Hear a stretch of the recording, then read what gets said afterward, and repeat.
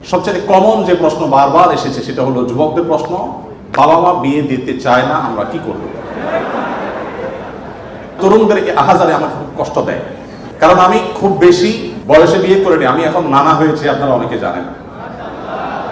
আমার এই বয়সে আমি নানা হয়েছি, এটা অনেকে শুনলে আসমান থেকে নাজিল হওয়ার উপক্রম হয় যে কিভাবে সম্ভব। তো আমি বলি, আমি আমার সংসার জীবন গোছানো শেষ। আমি এবং আমার মিসেস সহ বাকি জীবন আরামের সাথে দেশ বিদেশ যদি ঘুরেও বেড়াই, আল্লাহ বিল্লাহ করে বাকি জীবন কাটিয়ে দিই, আমার কোনো টেনশন নাই, কারণ আমার সংসারের সব সেট আপ করা শেষ। সে সমস্ত মানুষদেরকে দেখে আমার করুণা হয়, মায়া হয়, যারা আর্লি ম্যারেজকে দোষণীয় মনে করে, তারা অনেক বেশি দেরি করে তথাকথিত নিজের পায়ে দাঁড়ানোর কথা বলে 30-35 পার হওয়ার পর বিবাহ শাদী করেন। এই মানুষগুলো তাদের ছেলে মেয়ে হইতে হইতে, প্রথম তো আবার ছেলে মেয়ে নেওয়া যাবে না, একটা লম্বা সময় এনজয় করতে হবে, 40-এর পর হয়ে যায় ছেলে মেয়ে হতে হতে। এরপর এই ছেলে পড়ালেখা করে গ্রাজুয়েশন করতে করতে 55-60 ছুঁই হয়ে যায়, ততক্ষণে সংসারের ঘানি টানতে থাকে। আল্লাহ না করুন ছেলেটা যদি অমানুষ হয়, এই বেচারা বৃদ্ধ বয়সে আর যাওয়ার কোনো উপায় নাই। আবার সন্তান তো একটা বা দুইটা বেশি নেওয়া যাবে না, তাহলে তার দুঃখের কোনো শেষ আছে? আর আমার সবকিছু কমপ্লিট।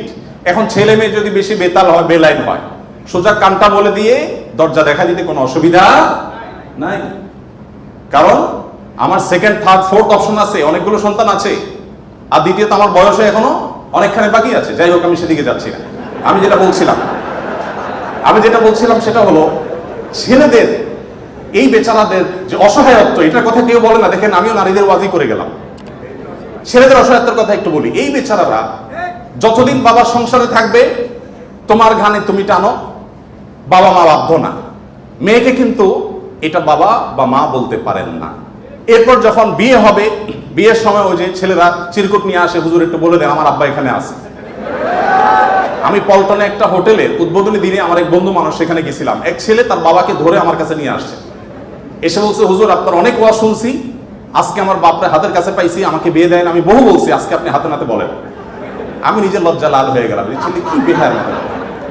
যাই হোক, তো এই বেচারারা বিয়ে করতে যাবে, বাপ বলে যে কি করো তুমি, বিয়ে করবে মানে টাকা কামাই করো। মেয়েদের বিয়ের সময় কি বাবা মা এটা বলে, তুমি কয় টাকা কামাই করছো তোমার বিয়ে দিব? বলার সুযোগই নেই, রাইটই নেই।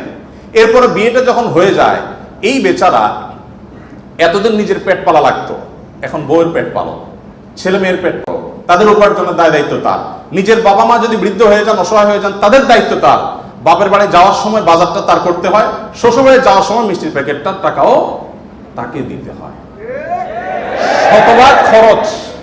শতভাগ খরচ ছেলে, আর বাপের সম্পদে পাবে হলো 2 টাকা 2 আনা, আর মেয়ে পাবে 1 টাকা। তার অন্যের খরচ তো দূরের কথা, নিজের খরচই তার উপরে বর্তায় না। ইসলাম কি তাকে কম দিয়েছে না বেশি দিয়েছে? একজনকে 2 টাকা দিয়ে বাজারে পাঠিয়ে বিরাট বড় ফর্দ দেখাই দিয়েছেন, এতগুলো সব তোমাকে আনতে হবে। আরেকজনকে 1 টাকা দিয়ে বললেন যে তুমি শুধুমাত্র এই টাকা দিয়া যা খুশি তা করতে পারো। তাহলে এই 1 টাকা যাকে দেওয়া হয়েছে তার অধিকার কি কম দেওয়া হয়েছে না বেশি দেওয়া হয়েছে? আল্লাহর সাথে পাল্লা দিলে গোল্লা যাওয়া ছাড়া কোনো উপায় থাকে না। যারা নিজের বিবেক দিয়ে আল্লাহ সুবহানাহু ওয়া তাআলার বিচারকে, বিশ্লেষণকে বিচার করতে চায়, তারা আল্লাহর উপরে যে খোদার উপরে খোদাগিরি বলে, যে সে মূর্খতা ছাড়া কিছুই করছে না। আমি শ্রদ্ধা রেখে তাদের প্রতি এটা বলতে বাধ্য হলাম। যাই হোক, আমি যেটা বলছিলাম যে নবী সাল্লাল্লাহু আলাইহি ওয়াসাল্লাম মেয়েদের সম্পর্কে এত কথা বলেছেন, দেখুন যে মা হিসাবে মেয়েদের মর্যাদা এত বেশি। ইমাম মালিক রাহমাতুল্লাহ আলাইহি একটি চমৎকার কথা বলেছেন। তিনি বলেছেন যে আল আম্বিয়া আবুল বানাত, আপনারা অবাক হবেন, যত নবী রাসূল পৃথিবীতে এসেছেন, বেশিরভাগ নবী রাসূলদেরকে আল্লাহ তাআলা ছেলে সন্তান না দিয়ে মেয়ে সন্তান দিয়েছেন।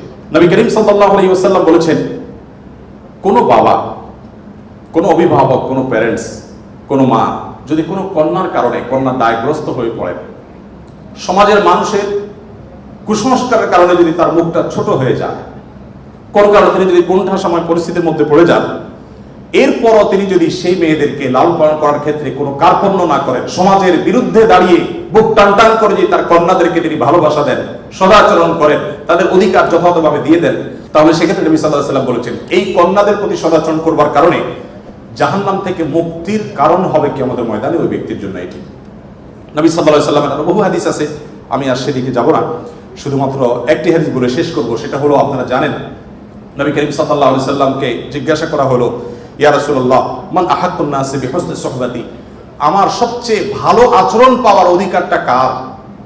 নবীজি সাল্লাল্লাহু আলাইহি সাল্লাম বলেছেন উম্মাক, তুমি সবচেয়ে ভালো আচরণ করবে তোমার মায়ের। এরপর জিজ্ঞাসা করা হলো, হে আল্লাহর রাসূল, তারপর? আপনারা জানেন হাদিসটি খুবই প্রসিদ্ধ হাদিস। তিনি বলেছেন তারপর তোমার মায়ের। জিজ্ঞাসা করা হলো তারপর, এরপরে বললেন তারপরও তোমার মায়ের। এরপর সাহাবী যখন জিজ্ঞাসা করলেন ইয়া রাসূলুল্লাহ তারপর, এরপর বললেন তোমার বাবা।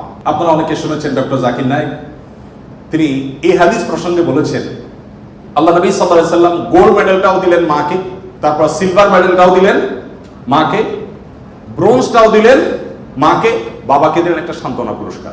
এরপরে যদি কেউ বলে যে ইসলাম নারীদেরকে ঠকিয়েছে, যে যুক্তিতে বলে সেটা আপনারাও জানেন।